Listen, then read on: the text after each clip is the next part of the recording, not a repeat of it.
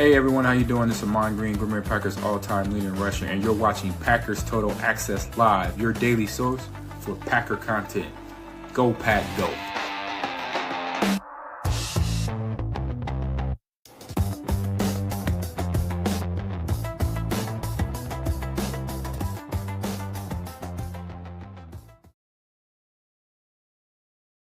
What's up, guys? Welcome into Packers Total Access. My name is Clayton. You can check us out on packernet.com. Find me on Twitter at Packers_access. It is December the 23rd. Hopefully everybody's got their Christmas shopping done. If you're like me, that is not true. We got a couple of days left here before the big day. Obviously, got a lot of festivities going on around my world here. We got to travel out of state here in a few hours. So I want to get you guys an early episode, get some content out there. And this is something that keeps getting brought up on the show, and it keeps getting brought up on Twitter. Now there's articles being written about it.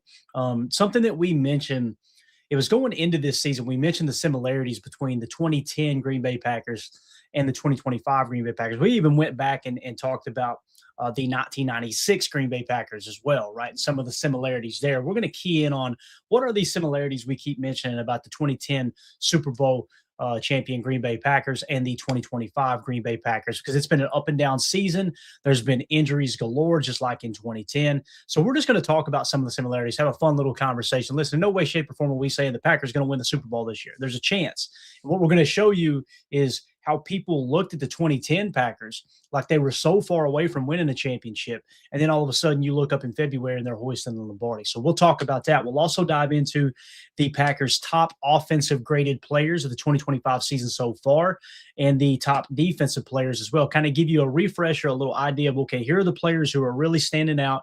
Here are the players who are underperforming, and just have a good little conversation about that as well. So appreciate everybody jumping in here. If you would, let's do that YouTube stuff. Hit like, hit subscribe, click the bell icon so you're notified when we go live in the future. If you're new here at PTA, welcome. Thank you for making us a part of your morning.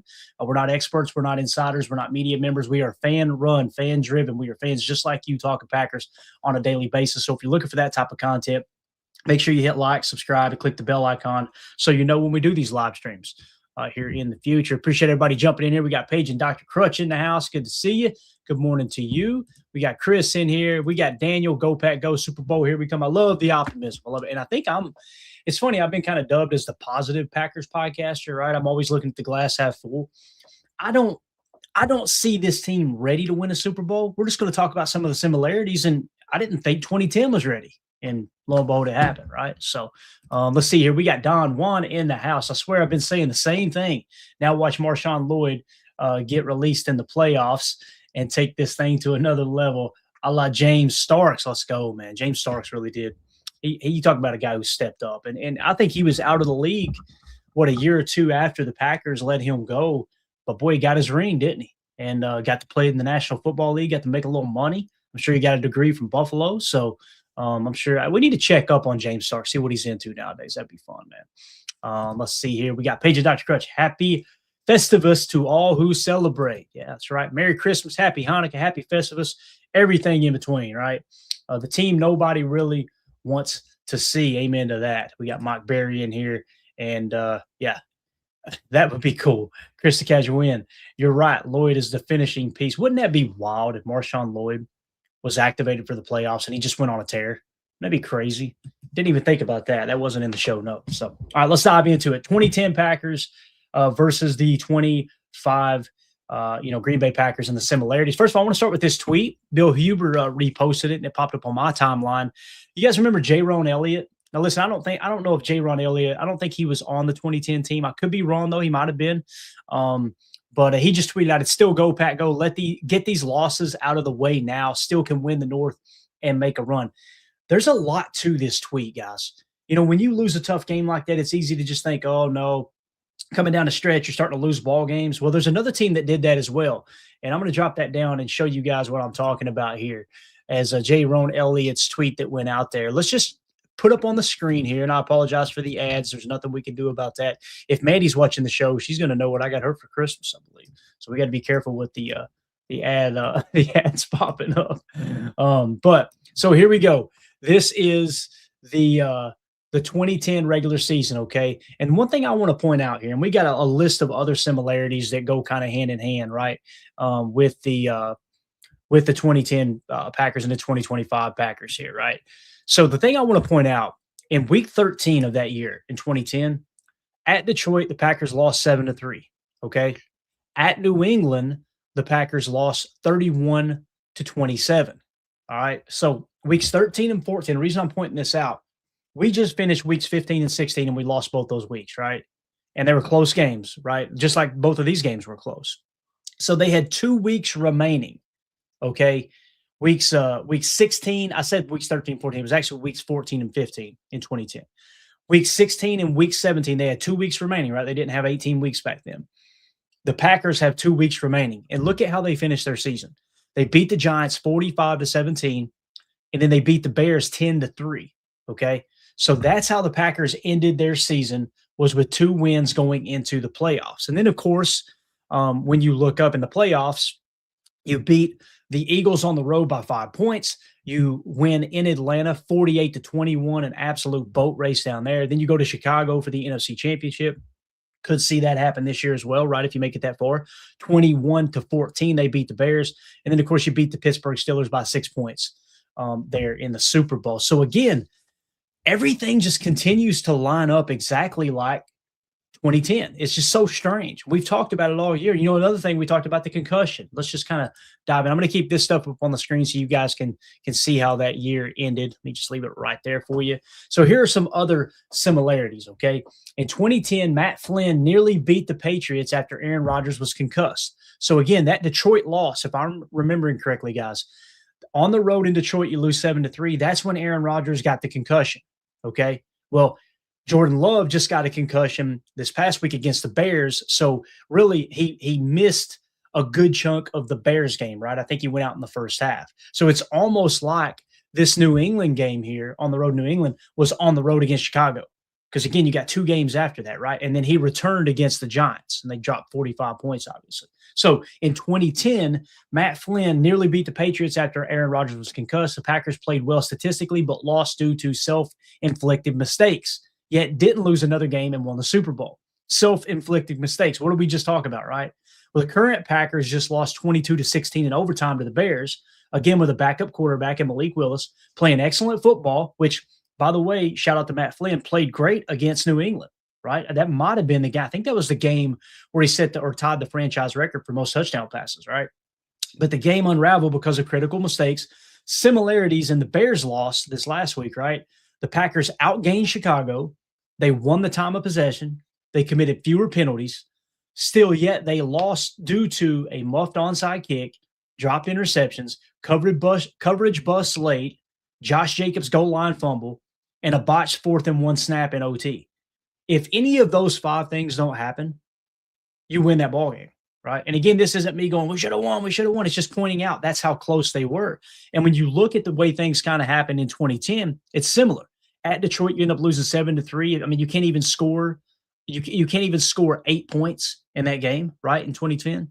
Could you imagine what I remember it. You remember what the fan base was like back then? Can you imagine if you weren't watching the Packers then what the fan base would have been? Oh, without Aaron Rodgers, they can only score 3 points. My God, there ain't no way this team's a Super Bowl team, right? And then you go on the road to New England. If I remember correctly, you guys correct me if I'm wrong, wasn't there an offensive lineman that had a huge kick return or something? Or was that a different game? I'm trying to remember. But anyway, 31-27, that might have been a different year. But 31-27 with your backup quarterback, you lose on the road. Yeah, you can't win, right? And then, of course, New York Giants, you go out there and you drop 45 freaking points on them and beat them 45-17. And then, of course, on the road in Chicago, you win 10-3. Chicago had a great defense that year, if I remember correctly. So when you look at the similarities, again, how you lost to the Bears in Chicago, it sucked. It was gut-wrenching. It was one of the toughest post-game shows I've ever had to do. It's just like, man, you deserve to win that game. It's kind of what Caleb Williams was saying at the end of the game, too, in the post-game presser. Well, it was like, that's a hell of a football team over there. Like, you could see it all over his face, like, we did not deserve to win this game, right? So just like 2010, the Packers are banged up, but still firmly in the playoff hunt. And outside of help, if the Steelers beating the Lions, right, help keep the playoff odds strong. So, again, in 2010, I remember when Jermichael Finley went down. it's like, damn, this was supposed to be his breakout year. I remember that like it was yesterday. It was supposed to be his breakout year. I remember he was tweeting Yodo, right? Year of the takeover is what he dubbed it. And then he gets hurt. I think he hurt his knee, if I remember correctly, that year. And the Packers had to go on without him. If I remember right, it was Andrew Corliss was a tight end that we leaned on really, really heavily, right? So now who's one of our star players? He's still fifth in receiving yards amongst tight ends, and he hasn't played in 7 weeks.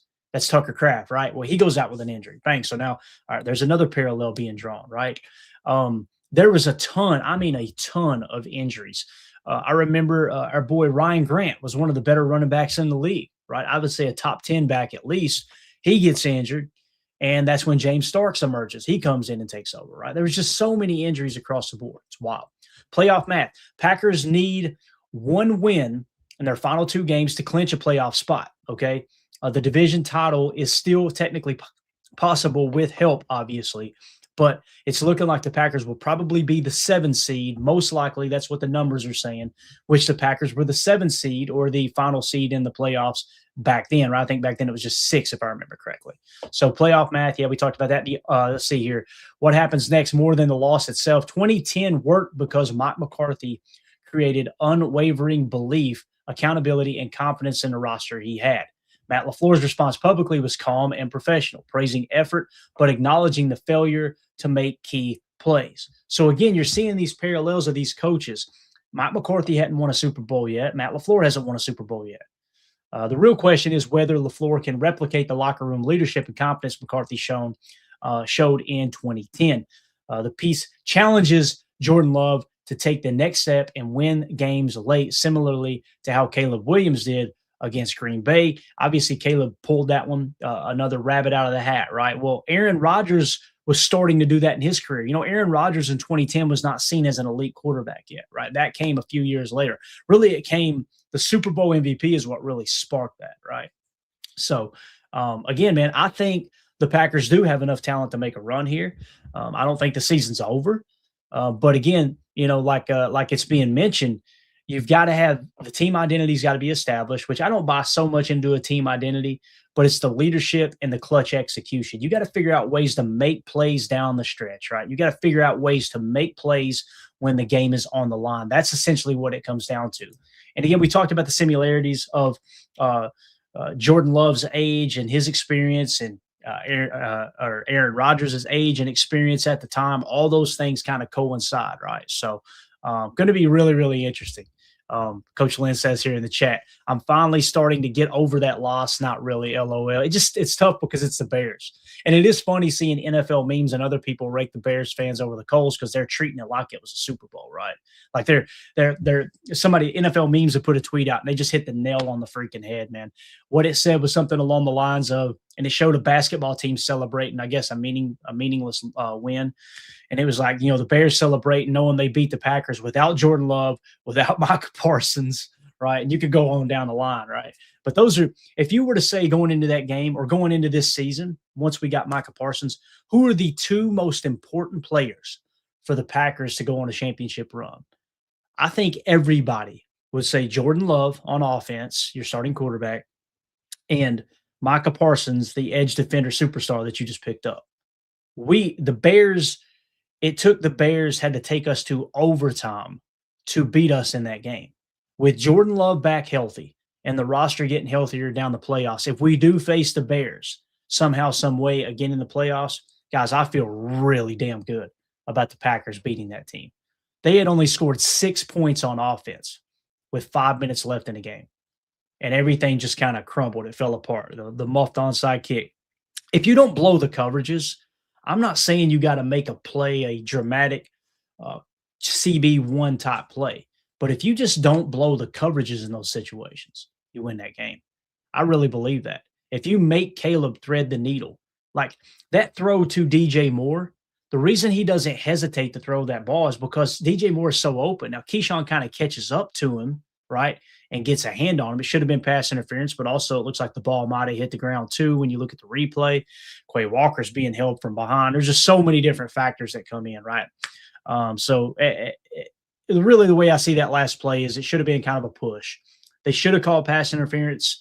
Let's say that Quay is getting held there, right? But Keyshawn got away with pass interference. Although the argument is if Quay doesn't get held with the jersey from behind, he probably gets to Caleb and the ball's either inaccurate or he sacks him, strips him, whatever, right? So ifs and buts for candy and nuts, we'd all have a Merry Christmas. Or as we say in the South, if ifs were fifths, we'd all be drunk, right?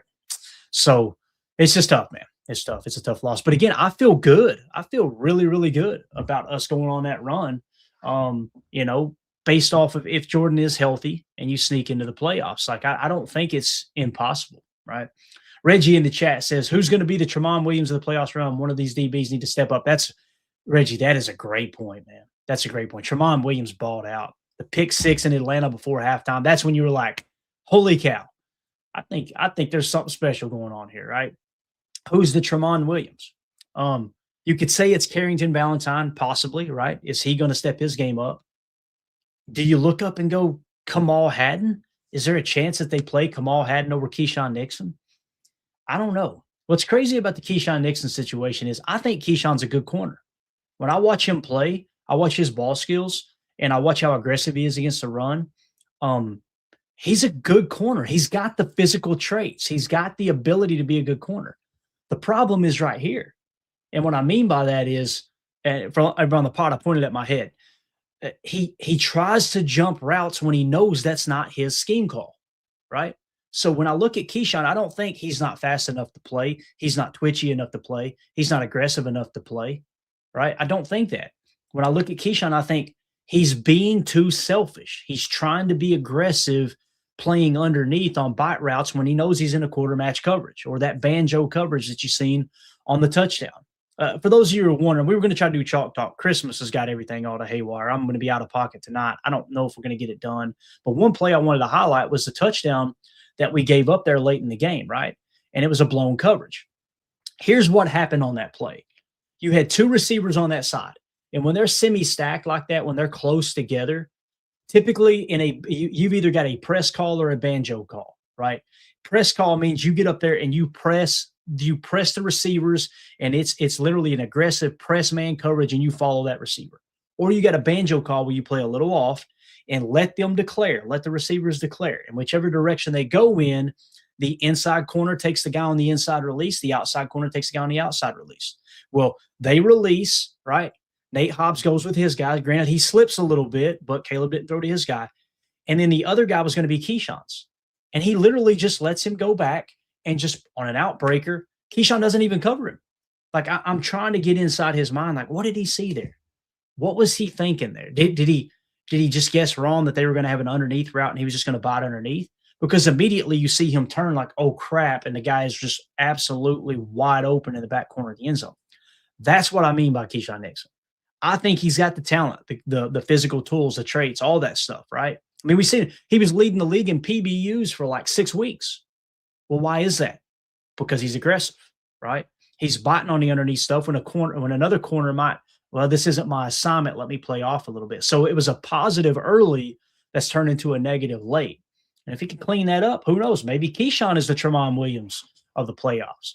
But again, I don't look at it like he can't play. I just look at it like he gets away from his assignment. He plays too aggressive in that regard.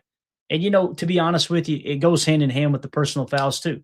The cheap shot he took on DJ Moore.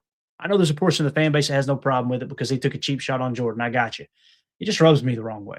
If I'm going to get mad over a cheap shot on Jordan Love, then I don't want to be a hypocrite. I need to be mad over Keyshawn taking a cheap shot on DJ Moore. And it's just stuff like that. It's like, where in the game plan did they say, hey, look, forget your assignment. Go hit somebody in the spine when you get a chance. Forget your assignment. Just go try to hurt somebody. That bothers me, man. So I don't know. That's just me though. So yeah. And I know everybody's firing off all kinds of Kadar Hallman, Sam equals Sam Shields, right? It's so cool to go back to the old names of the Super Bowl years and things like that back in the day. But there you go. That's a good, right? JAFXL says, why not McKinney to be the Tramon Williams, right? Well, McKinney was a safety, but I get what you're saying there, right? You know what I was thinking, and just to take it a little layer further, when you look at that 2010 Packers team, they had the number 1 defense in the league. Well, we don't have the number 1 defense, but we got a top 5 defense. That's one of the things that's not similar enough. But I immediately thought, man, they had Nick Collins, though. God, what a pick six machine, just an interception machine. Then immediately I went, the hell am I talking about? We got Xavier McKinney. Now, is Xavier McKinney as good as Nick Collins? We'll never know because Nick Collins' career was cut short with the broken neck, right? Unfortunately, what a great player, man. I got to see his very first game in the NFL. I was sitting there at Lambeau Field, and I remember looking at my then girlfriend, now wife, Mandy. I said, 36 is the fastest player on the field. I could not believe it. And keep in mind, guys, that's back in 2000 and God, I can't remember what year it was. Whatever his rookie year was, it wasn't 2010, but it was his rookie year. We went and watched them play. I want to say it was the Browns, I think. That's the game that we went to, and it was at Lambeau.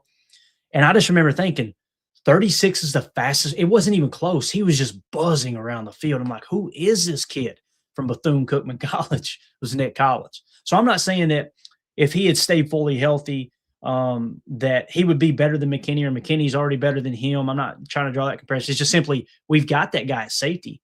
So that's where I would push back a little bit, J.A., is, McKinney playing safety, Tramon Williams playing corner. So I think it would, if I had to choose right now, I would say it would be Carrington Valentine. I could see Carrington Valentine just go on a fluky, hot streak in the playoffs and just get a couple of interceptions, right? I could see that. So, yeah. Yeah, and I agree with that, what Don Juan says here, man. McKinney dropping these interceptions, head-scratching. It really is, man. It's just – but you can look at it a number of different ways, right? He caught everything caught his way last year, right? He'd never had a year, to the best of my knowledge, where he had that many interceptions in his career in New York. He's been great, don't get me wrong. But, yeah, so you could look at it like, okay, well, he caught more than he probably should have last year, so this is kind of balancing out, right? Which means he's due for the playoffs. That'd be awesome, right? So there you go. This is a fun little conversation, man. I'm glad we got into it, for sure. This is it's always interesting to talk about teams in the past and compare them to the future, or the current, I should say. So if you guys are watching this video back later, let me know in the comments, how do you feel about this comparison? Do you think it's overblown? Do you think there's something to it? It just seems like there's always similarities that keep popping up. Is history about to repeat itself, and the Packers weren't going to go on this run as potentially the 7th seed and win the Super Bowl? We want to hear from you guys in the comments. Let us know there. Make sure you hit like, subscribe, and click the bell icon so you're notified when we go live anytime here in the near future. All right, let's shift gears now. Let's talk current Packers. Who has performed? All right, we're going to shift gears into PFF grades, and we're going to talk about each side of the ball. I was going to do the Bears game and just kind of give you guys an idea of, all right, here are the players that played really well or played not so well in the Bears game. But instead, I thought we would change things up a little bit, and let's see which players have performed up to this point this season, okay? And what you're seeing here is the team grades are sorted by overall PFF grades. The Green Bay Packers are currently the 4th highest graded team in terms of overall PFF grades as a team at 88.3. The only teams better than them are the Detroit Lions at 93, the Seattle Seahawks at 93, and the LA Rams at 95.9. Now, people are looking at Detroit going, Clayton, those grades can't be right. They're 8 and 7. Again, the way I see this, when you look at stats like EPA and you look at stats like PFF grades, and you got a team who's grading out really, really well, or the EPA is really high, and the team has a lower record, I kind of looked at it as, okay, the coaching is probably holding them back. It's either that or they're injury riddled. In this case with Detroit, I think it's a combination of both. Dan Campbell has cost his team, I think, 2 or 3 wins going forward on 4th down. That's just my personal opinion. I think they probably should be a 10-win team right now. But he's just constantly going for it on 4th down and putting his team behind the 8 ball. I think their players have played good, and they also have a ton of injuries. With the Packers, similar. We don't go for it on 4th down near as much as Detroit does, but you've got a couple, like this last game in Chicago, right? If you take the 3 points early, you end up winning that ball game by 3. Another key factor there, if Josh Jacobs doesn't fumble there inside the 5 and you take 3 there, you win the ball game. Or if you get a touchdown there without the fumble, you win the ball game, right? So, I mean, you can look at it a number of different ways. But with Green Bay, the same thing, man. We are just riddled with injuries. How many starters are we missing? I mean, if you go across, I know I'll miss some, but if you go across the entire roster here and talk about, all right, how many starters are the Packers missing? Don't count Jordan Love because he's coming back, right? He's not out for the year. Josh Jacobs has missed a bunch of time, in my opinion, with the injury, them having to pull him and kind of be on a pitch count, right? Marshawn Lloyd was supposed to get a healthy number of the carries this year. He's on IR. We were all excited about him breaking out based off what we've seen in the preseason. At the receiver position, you start the season with Christian Watson on the pup, didn't come back till what was it, November, late October, or early November, right? Jaden Reed goes out from week 2 until we just got him back a few games ago. Receiving wise, Matthew Golden's missed some significant snaps too, I would say. Tight end, you lose your number 1 tight end in Tucker Kraft, right? It's just key on starters here. You lose your starting center, Elton Jenkins, right? He's done for the year. Tom's missed a little bit of time, but I wouldn't really include him. But still, that's enough injuries on offense, obviously. On defense, you now lose Micah Parsons, right? You lost Devontae Wyatt, your starting 3-tech, arguably the most important position on defense. You guys know how I feel about that. It's edge defense, edge defender, and 3-tech defensive tackle. So you're missing both of those guys. You jump ahead to let's see, the cornerback position. Do we have any significant cornerback injuries? We really don't, right? So, yeah, that's kind of how you look at it.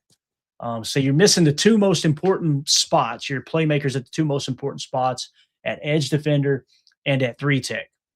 So that's tough on defense.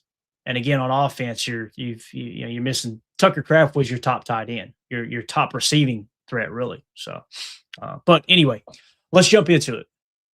Team reports. We're going to go offense. Here are the 2025 grades in terms of offensive players. And I think I've actually got the wrong one put up. I don't know why it did New England. So let's just go Green Bay here. Boom. All right.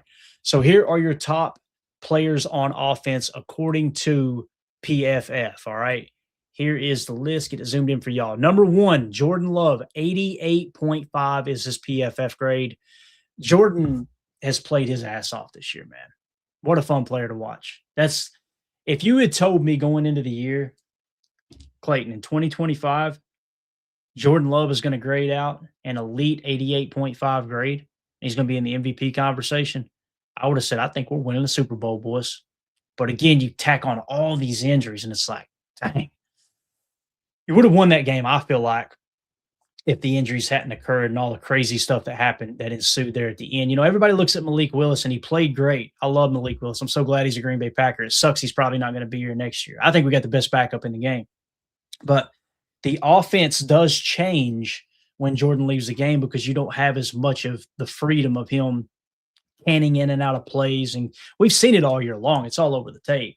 Jordan giving hand signals to Christian Watson and Matthew Golden, that last game where Matthew Golden had those 3 catches, right?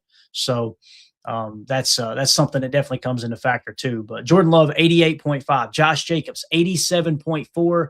Been a dominant player this year. Again, just another great year for Josh Jacobs. I hope he gets healthy for the playoffs because seeing him not be 100% is really, really tough for me as a Packer fan. I feel like it's what's holding us back probably the most on offense.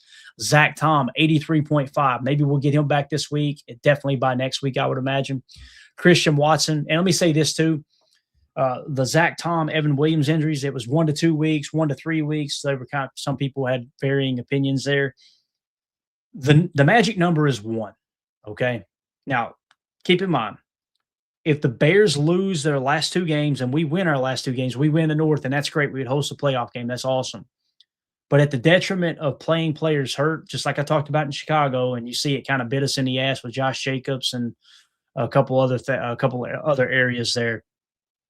If you go out and you sit Zach Tom and Evan Williams this week to make sure you get them both back for week 18 against the Vikings, your magic number is 1. What that means is if the Lions lose on Thursday night, we're in the playoffs. We lock the playoff spot, minimum 7 seed, right?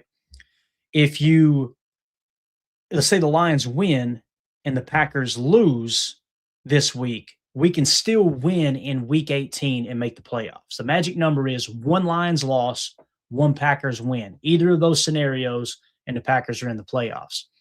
I wouldn't be surprised if the coaching staff says, all right, anybody who's banged up, let's sit them this week. And if we take an L, we take an L. We have got to beat the Vikings in week 18 and focus on getting, you got to choose, man.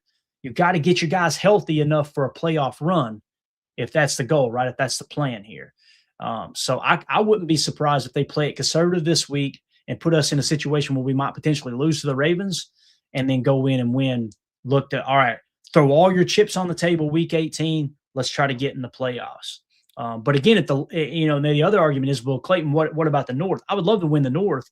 But once again, like going into Chicago, what if you play these guys hurt? And you see what Josh Jacobs was the other night. He wasn't nowhere near himself, right? Emmanuel Wilson was way more effective running the football. Nobody here thinks Emmanuel Wilson's a better running back than Josh Jacobs. I know I don't anyway. Maybe you guys disagree, and we can agree to disagree there. But in Chicago Saturday night, he was, because Josh Jacobs wasn't healthy. You've seen him limping on and off the field. The fumble was so uncharacteristic, right? Well, when you're worried about hobbling around on one damn knee and absorbing hits to make sure you don't hurt that knee even worse, you take your focus off the ball a little bit. Now, I'm of the belief forward progress was stopped. They pushed him back 3 yards, then stripped the ball out. I don't know what the hell the officials are doing. Forward progress stopped. The rule is you're supposed to blow it dead. Makes no sense to me. But again, we're not going to turn this into a bad officiating episode. Everybody's doing that across the league right now with the bad calls in the Patriots game the other night. Them holding Stephon Diggs out. That's been kind of the common thing now. I said I wasn't going to get into it. Here I am getting into it. Have you noticed how they're holding players out for concussions and not letting them go back in the game? And all of a sudden, oh, well, no, it wasn't a concussion. Like Stephon Diggs was very vocal about that. You guys go check out his comments yourself on X. It's really weird how it seems like the team that the league wants to win, all of a sudden a player hits the ground. Oh, got to check him for a concussion. Remember they did the Maka earlier this year, and he's like, I told him I'm fine. I don't know why they wouldn't let me back in the game, right? It's just strange. It's strange how the officiating's going. So, again, if you do that and you're aggressive and you go out there against Baltimore and you, God forbid, Zach Tom is done for the year because he re-injures something because he wasn't fully healthy, or Evan Williams does with his knee and he's not fully healthy, and you lose those guys for the playoffs, now your back's really against the wall. So to me, it's about getting in, right? It's about getting in. So, all right, moving along. Christian Watson, 83.0. What a great year for Christian Watson. Excited for the future for him. Tucker Kraft still grading out as our fifth best player to 78.1. Darian Kennard, 73.8. Jaden Reed, 73.5. Malik Willis, 72.1. Chris Brooks, 71.2. Dontavion Wicks, 70.2. Romeo Dobbs, 69.3. Matthew Golden, 68.2.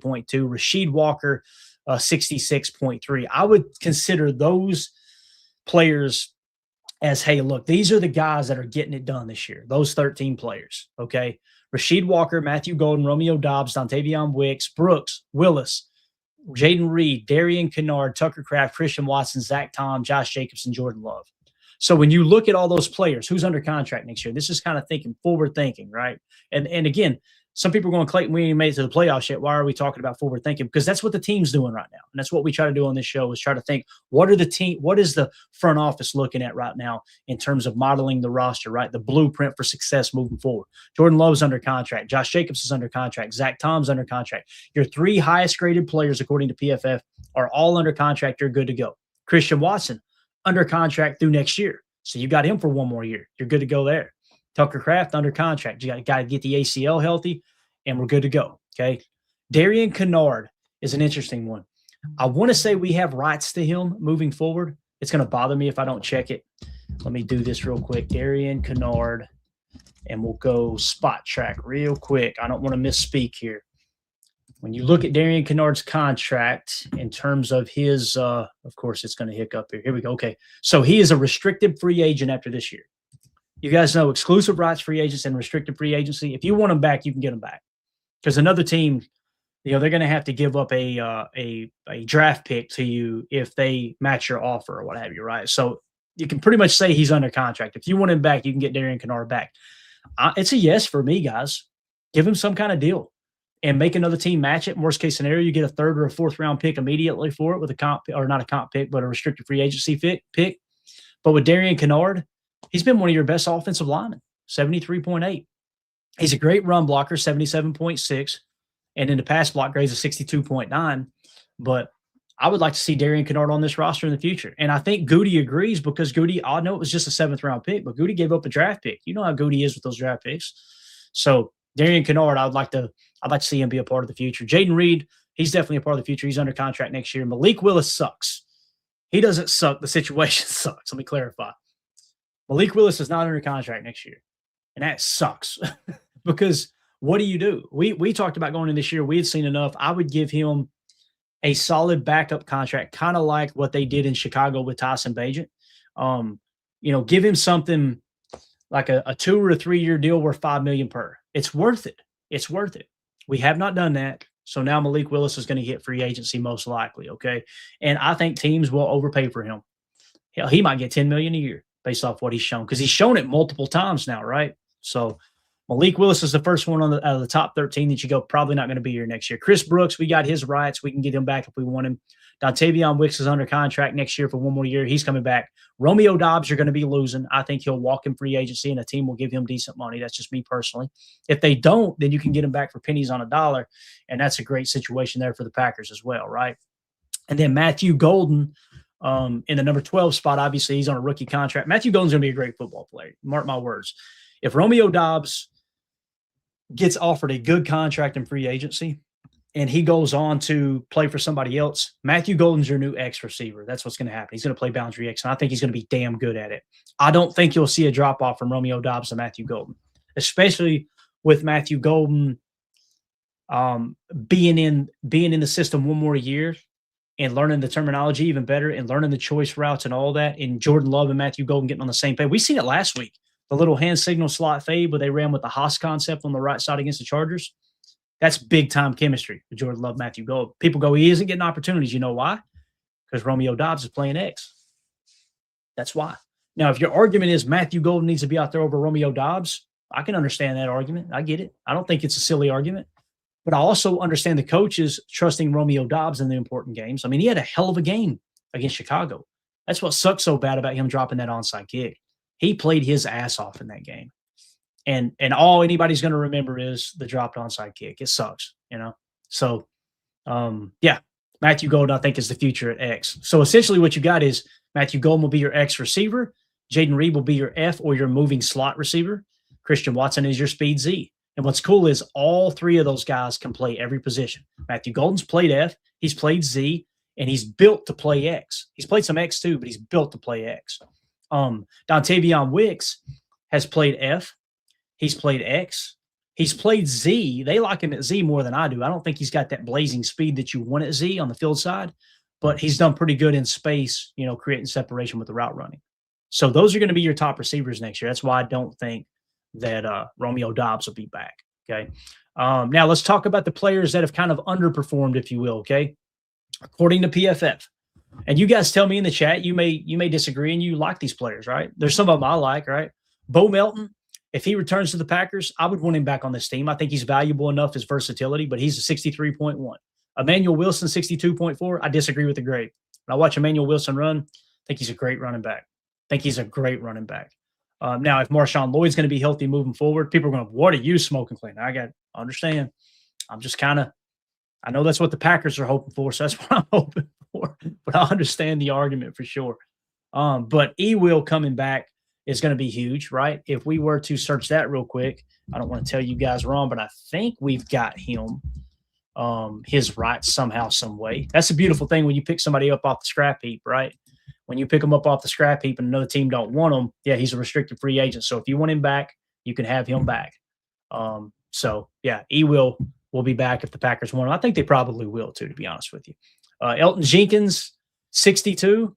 If you cut him, I want to say that you free up $20 million, guys. I didn't plan on this turning into a contract conversation, but I'm glad we're getting into it. Let's see exactly how much money you could free up with Elton Jenkins moving on. This is supposed to be just an eval. We're not going to get to the defense today, but this will be fun on offense here. So next year, his cap hit is $24.8 million. His dead cap is $4.8 million. What's that mean? You can free up $20 million in cap space next year, guys, if you just cut Elton Jenkins outright, right? So I don't think Elton Jenkins is going to be here unless he takes a huge pay cut. That's me personally. So I think Elton Jenkins will be gone. Sean Ryan is set to be a free agent. I don't think he's shown enough to pay him starter money, but he has been better than I expected. If he tests free agency, doesn't get any offers, you can get him back for $2 or $3 million per. I think it's worth it to have a guy with versatility being a backup center and someone who can play guard. Now, according to PFF, Sean Ryan has played center just as good as Elgton Jenkins this year. 62 and a 61.8. That's the difference. So I don't know how you guys feel. This might be a hot take. I think I agree with that. Do you guys agree that Sean Ryan has played just as good as Elgton Jenkins at center? I think I do. How do y'all feel about that? Let's see what the chat's saying here. Coach says keep Sean Ryan. All right. So that's pretty self-explanatory. Coach says Ryan was better. Jay Cole says Sean Ryan at center next year. If anything, Jay, what you've got there is you're building a high floor, right? Like let's lock down a potential starting center. We've seen him play starting center, right? And Sean Ryan. And he's a former third-round pick, so they've seen something in him out of the gate right now. He never performed like that right out of the gate. But if you sign him for a really good price contract and then you find a center in the draft or you find a better center in free agency, well, that's great. Now you feel really good about your backup center, right? So you're building that floor kind of high. And you guys know how I feel about center. It's tier 2 of importance for me on offense. There is tackle position and quarterback are tier 1, and center is the only tier 2 position for me. I don't see any other position as more important than center. And I think we found out that the hard way the last few years. Snap the effing ball, Josh, right? And then, of course, Elgton Jenkins thinking we were just going to make that easy transition back, myself included, to him playing center, and it just didn't work. So, yeah, I'm with you. I'm with you, J. Cole. I would bring him back. And, again, if you could find a better center, great. But, everybody's saying that they think Ryan would play better. Yeah, like Coach says, we're a depth piece, right? Everybody's saying that he's better. I'm glad it's not just me. I feel like Sean Ryan played better than Elgton Jenkins this year. Malik Heath, 60.6. Savion Williams, a rookie. Remember, we say if you crack that 60 mark as a rookie, it's a pretty good indicator you're going to be a good football player. It's only 91 snaps, but Savion Williams at a 60.2, I think he'll be good. Ben Sims, obviously, he's no longer on the team. Josh Wiley, 58.6. He's done the job, but I think you can get better at tight end. What I'm noticing at tight end, you got Luke Musgrave, 57, John Fitzpatrick, 56. Let's talk tight end for a second, and then we'll get ready to wrap up here. Well, hold up a minute. We got to go back because this is right down my alley. Ben Holden says move Zach Tom to center. Ben Holden, you're going to catch a lot of hate for that if you tweet that out. I know that because I have. I don't disagree with that, man. I don't. You drafted Anthony Belton, who's a left tackle his entire career, right? You drafted Jordan Morgan in the first round, who was a left tackle his entire career. If you move Zach Tom to center, I personally think you've got the best center in all of football. And again, we've seen him play center. They've talked about it over and over and over. That he would be the word was that Zach Tom, and this got mixed up a lot within people on Twitter and in the YouTube comments and everything in between. A comment was made about Zach Tom that he is a starting right tackle. I think they said he was a great right tackle, an all pro guard, and a Hall of Fame center is how they viewed him. Okay. Because, the position gets a little more difficult as you get inside. And people say, well, why do you see center as more important than guard, Clayton? Because the center is the only player on the football field other than a quarterback. In some cases, the quarterback doesn't even apply with tush pushes and things. The center is the only player on the field that touches the ball every single down, right? So I want one of my best players to be the center. You look at the teams that have gone on these dynastic runs, right, and winning multiple Lombardis. What's the common denominator? They had great center play. The Chiefs had it with Creed Humphrey. The Patriots always had a great center. Now, they mixed and matched, and they would trade one off, and they'd replace it with somebody else that was great, right? But like David Andrews comes to mind. I can't think of the one before David Andrews, but Patriots always had great center play. Hell, Packers, Scott Wells was a great center when they won in 2010, on and on. So, yeah, I would be okay with it, Ben. There's many people that say, no, you're paying him too much to play center. I'm sorry. I don't agree with that. I don't. I think if he can sure up the center spot and either Anthony Belton or Jordan Morgan can play right tackle and left tackle with that combination, or you have to go out and spend a draft pick and get a starting right tackle, I'm okay with that. However, the thought of Zach Tom staying at right tackle and Sean Ryan or you upgrading the center position, I'm okay with that too. So I'm kind of indifferent either way, right? Ben Holden says Tom's size is perfect for center. It really is, right? Because again, some people were looking at Tom like he's a little bit undersized because you get these tackles that are 6'6", 6'7" now, huge. Never mind. You got these guys that are huge playing tackles. So yeah. But to the tight end position, what we were talking about, I would like to have Wiley back. Luke Musgrave will be back. I'd like to have John Fitzpatrick back if the Achilles heals in time. But you got Tucker Kraft, you got Luke Musgrave, you got Josh Wiley. I think you got room to take a swing on another tight end. I mean, you look across the league and, like what the Patriots are doing right now. I think it's the Patriots. I believe it is. No, it's the Steelers. Jonnu Smith. Jonnu Smith was kind of a hybrid tight end. They use him in the backfield. He was like another, he played in New England for a little bit, like another tight end that will remain nameless on this particular podcast, who was great grouped up with Gronk on the football field. Very similar play style. He can run the rock. It's kind of a hybrid tight end. If you could find somebody like that to incorporate into Matt LaFleur's offense, I think that would be huge because that's definitely the direction that the league continues to go in is 12 personnel because the EPA per pass play out of 12 is through the roof across the league. So back to offensive line. Jordan Morgan, 55.7. Aaron Banks, 55.6. Anthony Belton, 44.5. Guys, those are Cheeks grades. And when I look at all three of those players, I don't go, but no, he's played good. People were talking like Anthony Belton was playing great when he first got cracked into the lineup. I think it's because they hated Jordan Morgan so much. You guys know if you watch the show, I never bought into that. I was just like, man, I don't know. I'm watching the tape. I don't think he's played horrible to the tune of 44. But these people that are pretending like Anthony Belton is a great offensive lineman, I'm just not seeing it yet. It's still early, right? It's still early for me. Now, let's talk Aaron Banks real quick, his contract, and then we'll go ahead and move along here. Aaron Banks, I don't know why it keeps doing that. Close that out. Give me just a second. I want to talk about what you free up because we talked about if you move on from Elton Jenkins, you free up $20 million, right? People say, Clayton, we can't move on from Aaron Banks. We paid him $77 million. The contract is structured. Yes, it was a 4-year deal for $77 million, but the signing bonus was $27 million. Okay. So here's what you come down to. Next year with Aaron Banks, his cap hit is $24.8 million. Raise your hand in the chat if you want to have a cap charge next year of $24.8 million for Aaron Banks. Hopefully nobody has their hand up. I know mine's not up. So what's the dead cap attached? $20.2 million. Now listen, that's a tough pill to swallow, but essentially what it means is if you cut Aaron Banks at the end of this year, the potential out is this year, right? You're going to eat $20.2 million in dead cap, but you're freeing up $4 million in cap space. So between Elton Jenkins and Aaron Banks, who I think we would all agree are two offensive linemen that dramatically underperformed this year, you could cut both of them outright at the end of the year, and you could free up $24 million in cap space.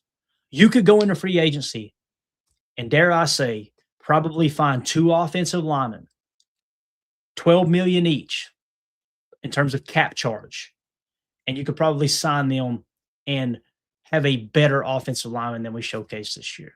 Now, is there a chance Aaron Banks could get better in his second year in the system? Absolutely, there is.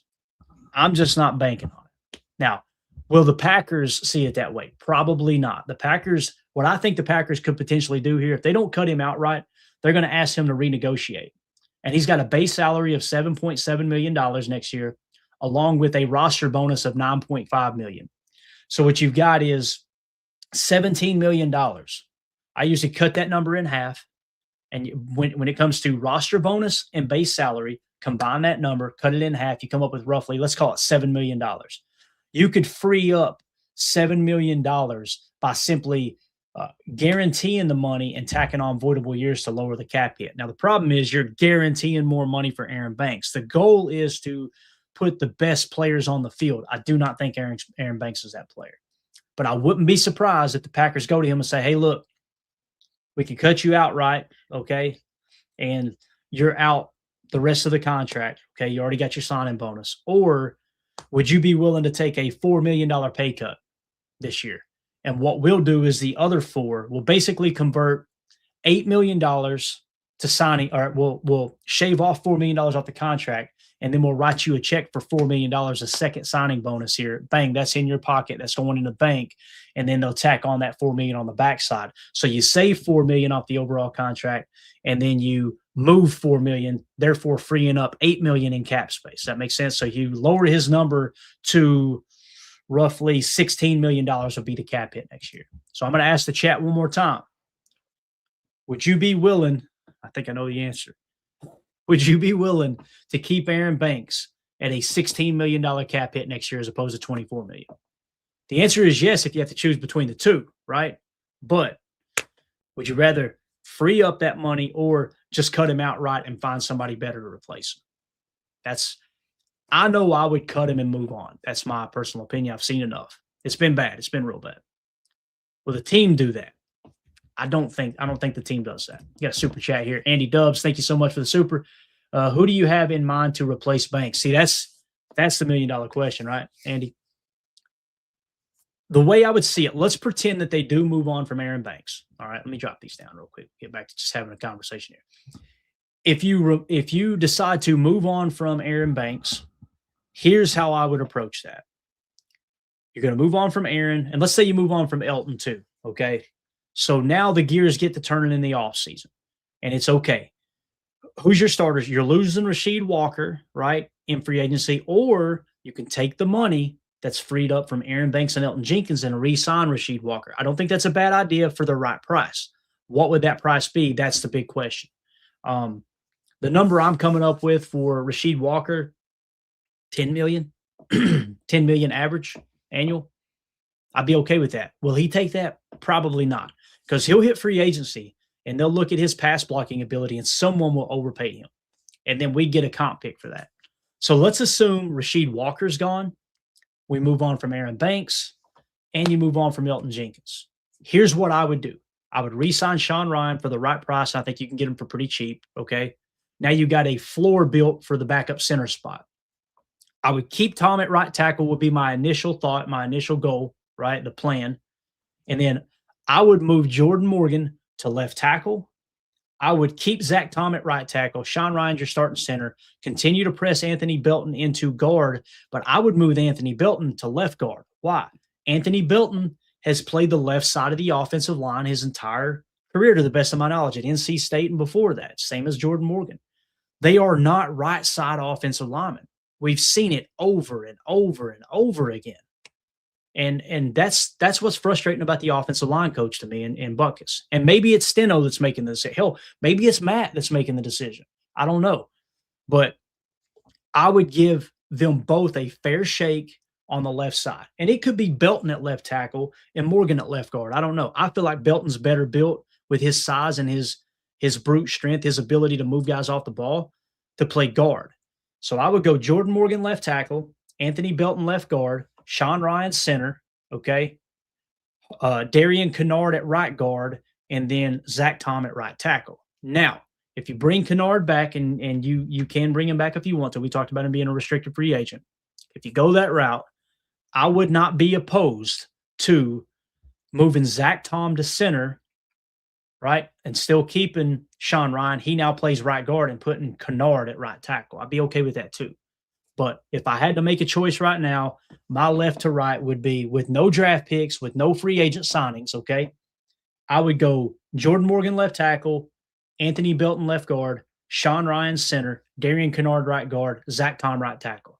And now it's time to hit free agency and try to upgrade any of those positions, because your offensive line, once again, was your Achilles heel this year. I'd go that. The voice is going. We got to wrap up soon. I could talk ball with you all day, man. This is so much fun. And then you go into free agency and go, okay, this guard looks like a dominant guard. Now, you hope you don't miss like you did on Banksy, right? But let's say you go out and you find a guard. Bang, okay, we sign a guard. We feel like he's going to play left guard. He's going to be good. Or it could be left tackle. Then Anthony Belton goes back to right guard, competing with Kennard for right guard. That makes sense? Or maybe you find a starting center in free agency and you go, okay, this is the center of the future right here, or in the draft for time purposes here. And now you kick Sean Ryan to right guard, and he's competing with Kennard at right guard, right? The reality is I think I'm going to try to. My goal would be to pick up 4 offensive linemen in the offseason. People go, "What are you talking about?"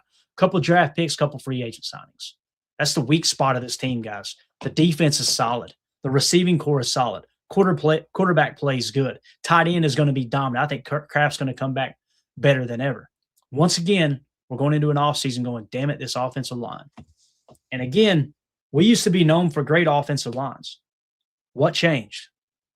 I challenge everybody, go back and look at when this offensive line started to go down. And it's the second that we were forced to promote Adam Stenavich from offensive line coach to OC, and Coach Butkus took over as offensive line coach. There's no disrespect to Coach Butkus, but the facts are the facts. The offensive line has gotten significantly worse since he took over as offensive line coach. Now, you ask Matt. Matt says Steno is still in that room, so maybe Steno's the one to blame. We know he doesn't call plays, but he is I want to say he's the run game coordinator, if I remember correctly. But nonetheless, the offensive line has went backwards. And you guys know I don't call for guys to be fired. I try not to do that on this podcast, but that's just how I see it. I mean, Coach Lynn says Butkus has got to go. He also says Rich has got to go. I'm not opposed to Rich leaving. I just don't think he's as big of a problem as most people do. Again, I don't put it on Rich that Romeo dropped that the other night. That's just, and I think I'm in the minority with that opinion, and that's okay. I've been wrong on a lot of stuff over the years, right? This is a good comment right here. Oh man, I know I'm going to screw the name up. I'm just going to call you Obi. Thank you so much, Obi.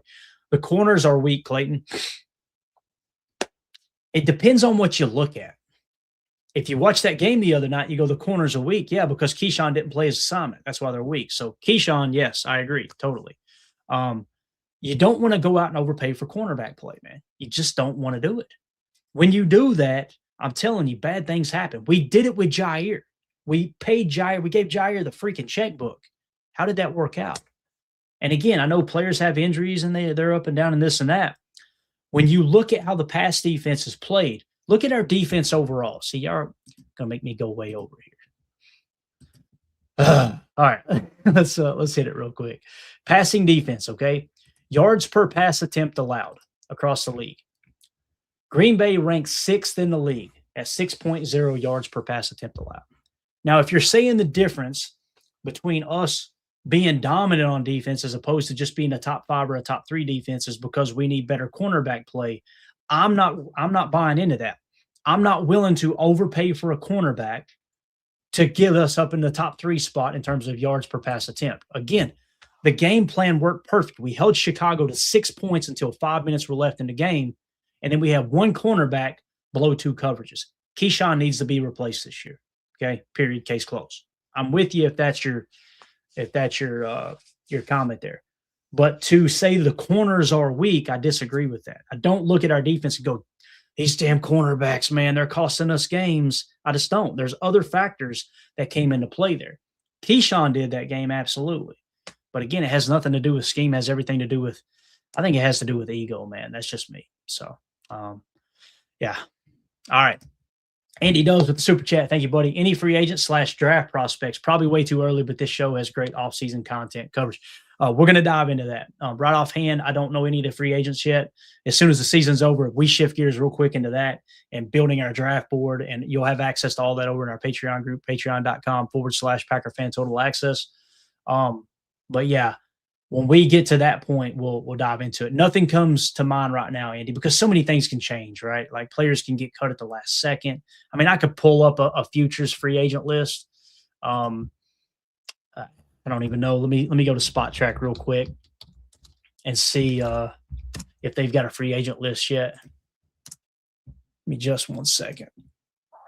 2026 free agents. So these are the guys set to be free agents, okay? If we go to center, let me click there. Let me sign in real quick, get rid of these ads. I guess we're going to hour 20 today, and I may be divorced by the end of the afternoon here. So let me close that out. This is what we're showing in terms of centers going into this offseason. We'll do this real quick here, and then we'll get out, guys. All right, so this is according to Spot Track. Hopefully y'all can see that okay. These are the top centers. Now, notice they do it by previous average annual value, okay? So if we were to sort by market value, to me, that's probably the better centers. Now, I don't think Baltimore lets Linderbaum go. If you guys seen him play this year, he's a dominant center. So the reason I don't like to get into this right now, Andy, until free agency opens is because we're showing several players that yeah, those would be significant upgrades probably, right? The problem is they're not going to be available. Okay. That's why we don't like to dive into it. But to answer your question, if I could pick of any of the free agents, I would throw the damn checkbook at Tyler Linderbaum. He is awesome. He's a dominant player. Connor McGovern, I don't know much about. According to the comps, he's one of the top. Cade Mays out of Carolina. And these guys are fairly young, right? Like Tyler Linderbaum ain't even 26 years old yet. Cade Mays from Carolina is 26 years old, going to be turning 27 this coming year. It looks like we got Ethan Pocic, if I'm saying that right, at 11.3 million. Then you can see it drops off pretty significantly, right? So Sean Ryan down here, he doesn't have a market value. That's a good sign, by the way. That's a real good sign that if they're not showing a market value for him, then we might be able to get him back for 2 or 3 million per, right? And again, we look at, and the other thing too here, Andy, without doing extensive research into it on the fly, is these guys at the bottom might be just as good as Sean Ryan, and we don't know it, right? Because they're not showing a market value. Now, if you were to go to previous average annual value, which is, what they've made up to this point, typically you can find, all right, which one are the best players, because these numbers, they're in like the top 5 or top 10 in both of these numbers. It looks like Connor McGovern is one of those that's been deemed as a high quality center in the past, right? So those are the top names. Again, if you go market value, which is based off of comps, which is typically a good indicator of how good these players have been so far, your top 5 available as it sits right now that are set to be unrestricted free agents would be Tyler Linderbaum of the Baltimore Ravens, Connor McGovern of Buffalo, Cade Mays of Carolina, Ethan Pocic of Cleveland, and then Ted Karras of Cincinnati, although I would not include Ted Karras in that. I would go with those top 4 right there that we mentioned. So hopefully that answered your question, buddy. Yeah, so it's going to be interesting, man, and it's what I love about the offseason. We don't want it to get here too soon. We want to hoist that Lombardi and then get into it, right? But that's if you're new here, if this is the first time anybody's tuning in to PTA, this is what we do. Like, we'll take you up through the Super Bowl. Now, as soon as the Packers season is over, if they don't go on a Super Bowl run, which we all hope they do, if they don't, the second their season's over, we shift gears into this stuff immediately. We'll start building our draft board. We'll get you all that information out, and then start talking about free agency and kind of get you set for that. And it kind of teeters back and forth. We'll go from draft coverage to free agency, draft coverage to free agency, then free agency hits, bang, who do we sign? Let's go do a film breakdown, all that good stuff. And then you shift gears right into the draft and get you coverage of that. Yeah. So if that's the type of content you're looking for, make sure you hit like, subscribe, click the bell icon so you know when we go live here in the future. So, all right. So there's that. Hopefully that answered your question, Andy. We have been all over the joint. I had 3 videos set to edit out, and I think we got through 2.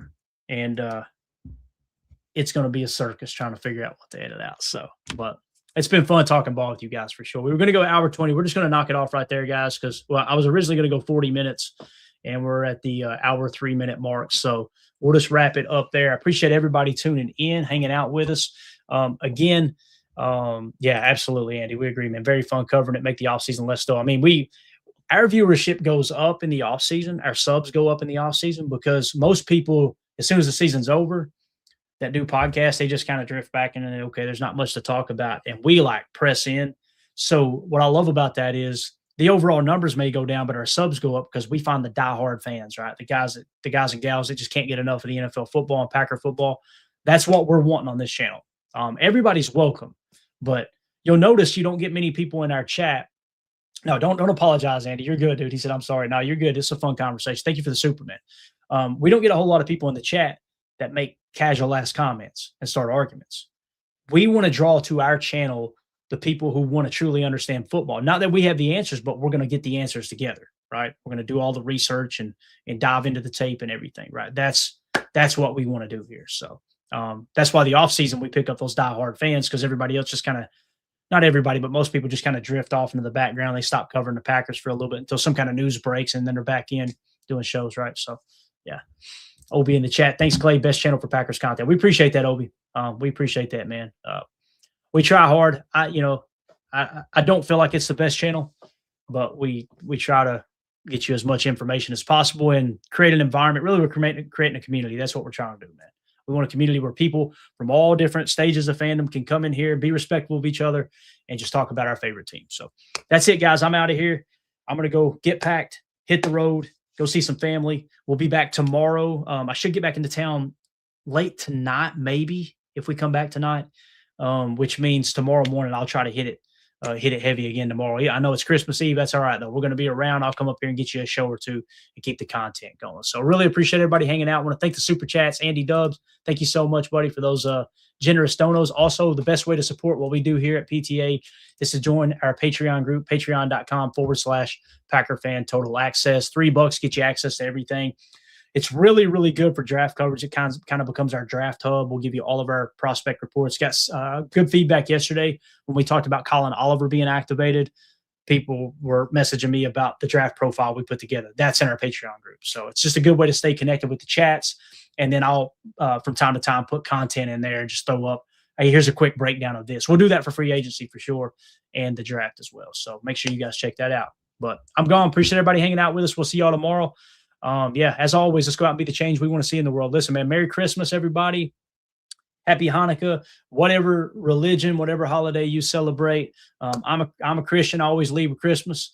It doesn't make me better than anybody, or, I'm not trying to down anybody else's stance on anything, but just know everybody's welcome. But whatever you celebrate, even if you don't celebrate anything at all, hopefully you guys spend an awesome time with the family. Everybody's healthy, and hope Santa Claus is good to you this year. So, but we appreciate everybody tuning in this year for sure, man. It's been a fun run up through the Christmas season. So we'll see you guys tomorrow. My name's Clayton. This is PTA. Go Pack, go. Here we go. We're out. Bye, guys.